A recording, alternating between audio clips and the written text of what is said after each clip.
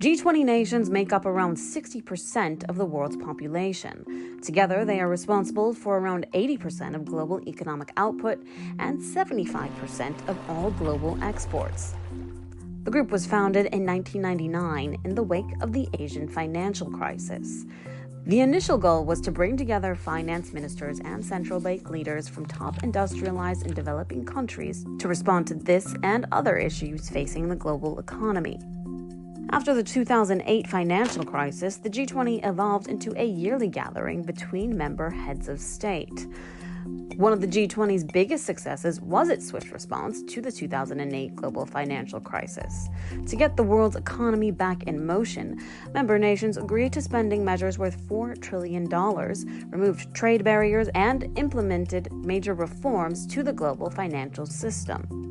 The summit's chair rotates annually, with a country selected from a different region of the world every year.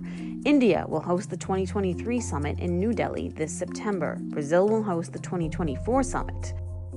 The goal of each summit is for all participating countries to issue a joint statement committing their members to action, though the declaration is not legally binding. In the lead up to this year's summit, India will have held more than 200 G20-related meetings in over 50 cities. One of India's biggest priorities for this year's summit will be addressing the needs of the global south on everything from economic recovery to climate justice and access to COVID-19 vaccines.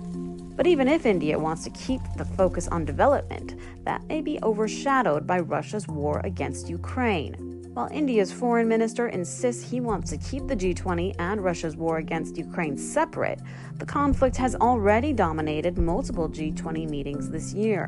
Western nations have implemented a wave of sanctions against Russia and more financial support for Ukraine, while developing countries like India have been reticent to express criticism. Some of the most interesting politics at the G20 summits take place on the sidelines. Take the 2017 summit in Hamburg, Germany, where former President Donald Trump met Russian President Vladimir Putin for the first time, holding multiple meetings that lasted several hours each. The 2022 summit marked the first in-person meeting between President Joe Biden and Xi Jinping, leader of the Chinese Communist Party.